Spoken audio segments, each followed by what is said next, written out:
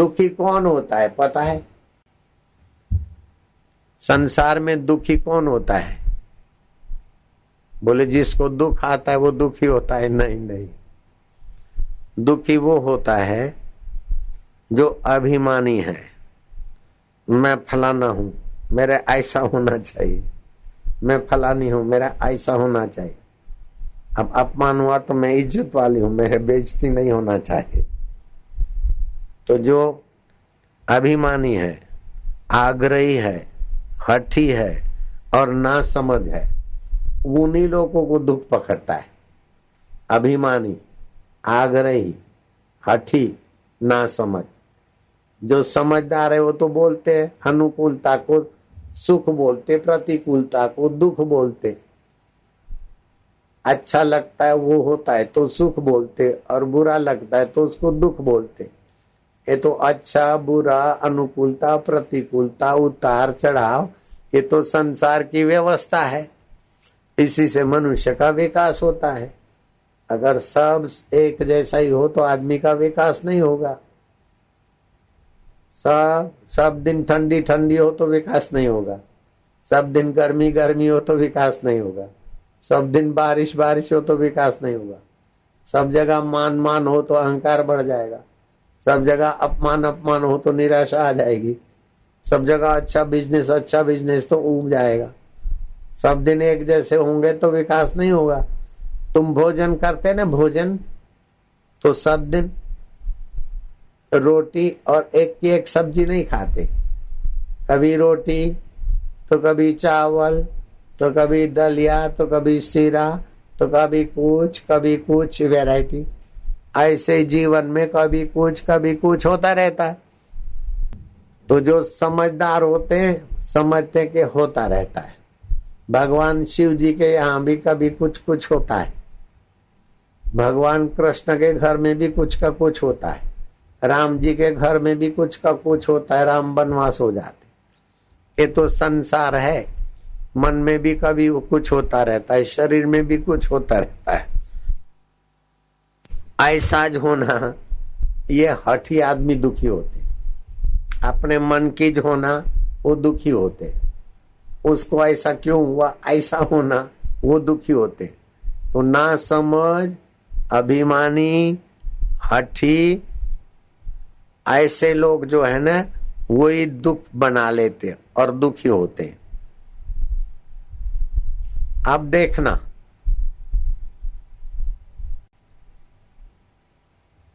कुदरत में तो होता है, लेकिन दुखी होना न होना ये मूर्खता और समझदारी की बात।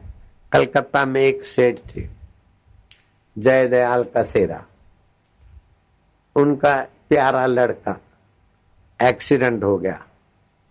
मशहूर बड़े सेठ हैं। पुलिस के ऑफिसर ने फोन किया, सेठ जयदयाल कसेरा हो? बोले हाँ। सेठ जी मेरी। बोले बोलो भाई बोलो। बोले मेरा, मैं क्या बोलूं, बोलते समय मेरे को दुख होता है। बोले दुख काहे को करते? बोले तुम्हारा लड़का का, मैं क्या बोलूं, जो नहीं बोलना चाहता वो मेरे को बोलना पड़ता है। हाँ तो बोल दो ना। बोले आपके लड़के का एक्सीडेंट हो गया भयंकर। बोले अच्छी बात है। लड़का जिंदा है कि मर गया? तो आप लड़के के बाप बोल रहे, जयदयाल कसेरा बोल? बोले हाँ। आप ऐसा क्यों बोलते? अरे बोले दुखी होने की क्या जरूरत है?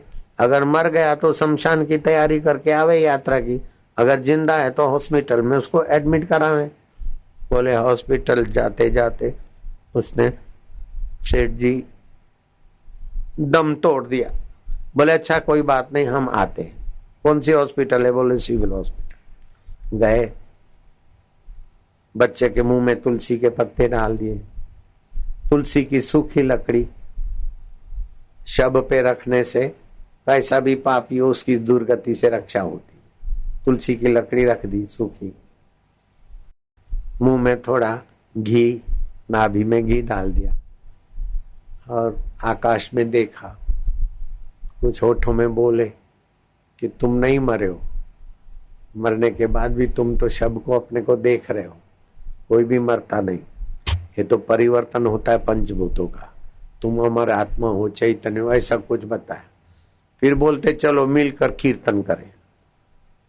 गोविंद हरे गोपाल हरे गोविंद हरे गोपाल हरे गोविंद हरे गोपाल हरे गोविंद हरे गोपाल हरे। जय जय प्रभु दीन दयाल हरे। जय जय प्रभु दीन दयाल हरे। गोविंद हरे गोपाल हरे गोविंद हरे गोपाल हरे। गोविंद हरे गोपाल हरे गोविंद हरे गोपाल हरे। जय जय प्रभु दीन दयाल हरे। हरि ओम हरि ओम हरि ओम हरि ओम। गोविंद हरे गोपाल हरे गोविंद हरे गोपाल हरे। जय जय प्रभु दीन दयाल हरे। सुख धाम हरे आत्म राम हरे। सुख धाम हरे आत्म राम हरे। जय जय प्रभु दीन दयाल हरे। गोविंद हरे गोपाल हरे। जय हो।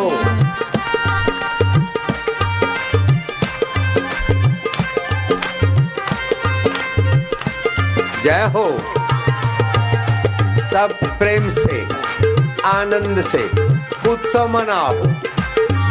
अब लाश बेटे की पूरी है और बाप बोलता है उत्सव मनाओ, आनंद से गाओ,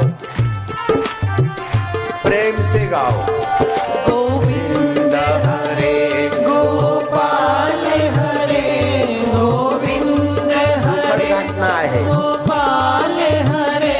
जय जय प्रभु दीन दयाल हरे। जय जय प्रभु दीन दयाल हरे। सुख धाम हरे आत्म राम हरे। सुख धाम हरे आत्म राम हरे। जय जय प्रभु दीन दयाल हरे। जय जय प्रभु दीन दयाल हरे। हरि ओम हरि ओम हरि ओम हरि ओम। हरि बोल।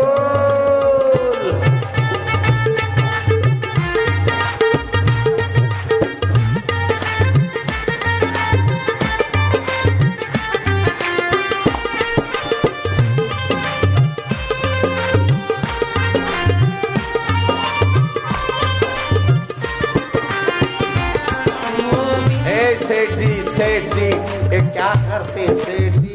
ये हॉस्पिटल है। बोले हॉस्पिटल है तो कलकत्ता में है ना, लंका में तो नहीं ना, रावण की हॉस्पिटल तो नहीं है, हिंदुस्तान की हॉस्पिटल है।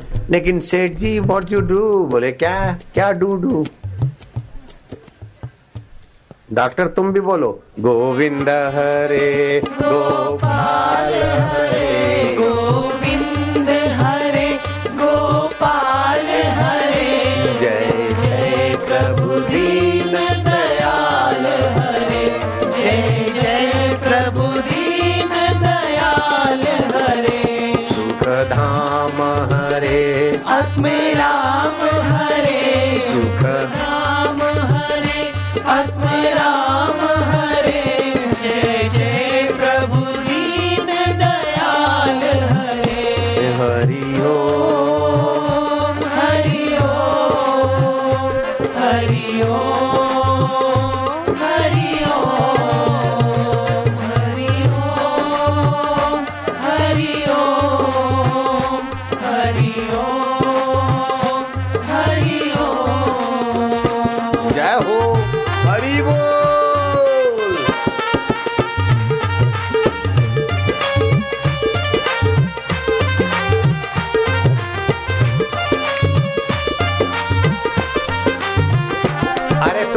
कर रहे नागपुर वाले?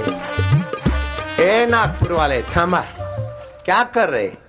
उसका तो बेटा मर गया सेठ का और तुम आनंद कर रहे, ताली बजा कर। बोले बाबा क्या करे,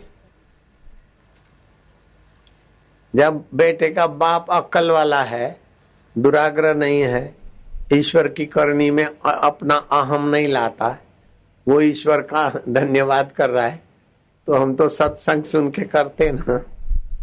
गोविंद हरे गोपाल हरे गोविंद हरे गोपाल हरे जय जय प्रभु दीन दयाल हरे जय जय प्रभु दीन दयाल हरे सुख धाम हरे आत्मराम हरे सुख धाम हरे आत्मराम हरे जय जय प्रभु दीन दयाल हरे। देखो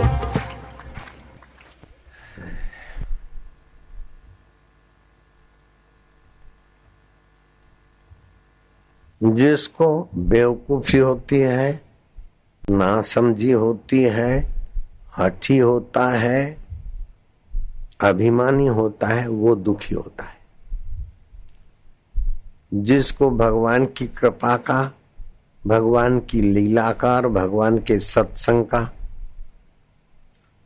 भगवान के स्वभाव का पता है, भगवान के स्वरूप का सत्संग सुना है, भगवान के रूप का ध्यान करता है, भगवान की लीला का श्रवण करता है, भक्त चरित्र सुनना है, संत चरित्र सुना है, तो ये जय दयाल कसेरा भक्त है ना, तो ये अभी सुना तो अपने घर में कुछ हो जाए तो पहले दुख होने वाला था, अभी ऐसा नहीं होगा, है ना।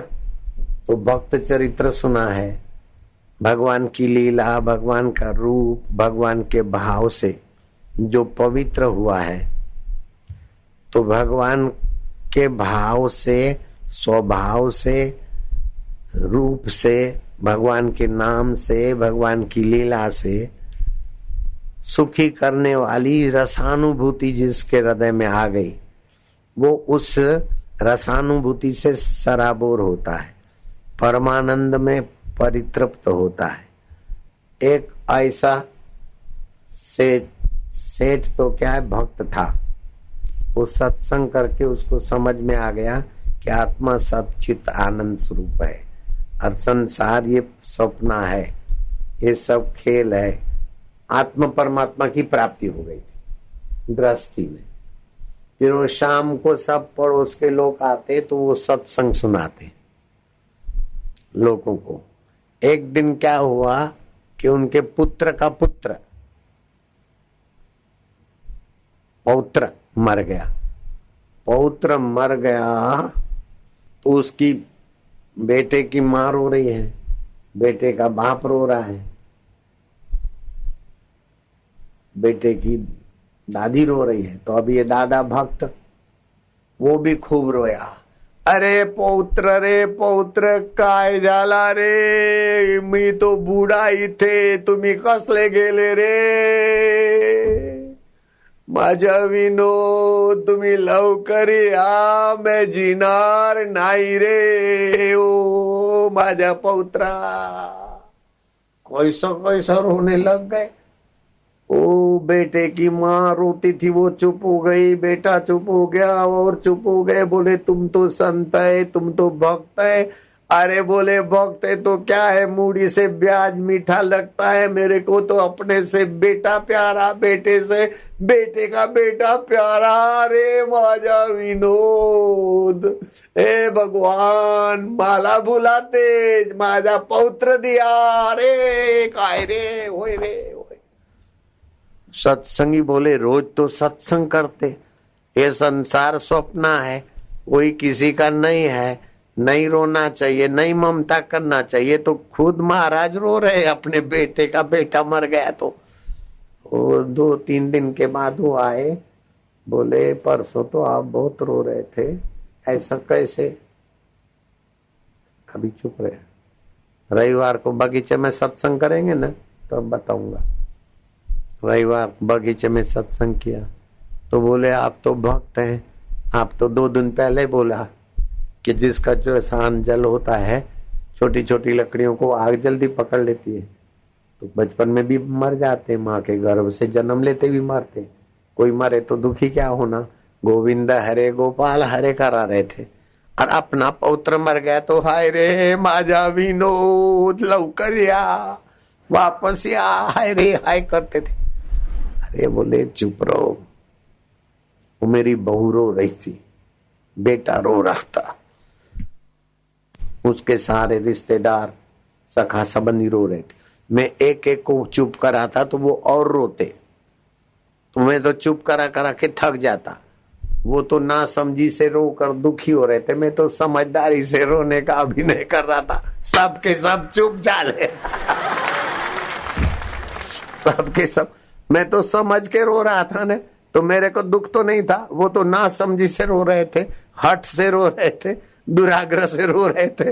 अब एक एक को, मैं तो घर का बड़ा, एक एक को चुप कराओ तो बोले दादा तुमको तो क्या है, तुमको तो 2 टाइम रोटी मिलती है, अब तुम्हारे तो क्या, हमारा बेटा गया है, तुम काहे चुप कराते तो ऐसा करते। इसलिए ज्ञानी कब कैसी करवट ले ले, गोविंद हरे गोपाल हरे भी करे और कभी तो आए रहे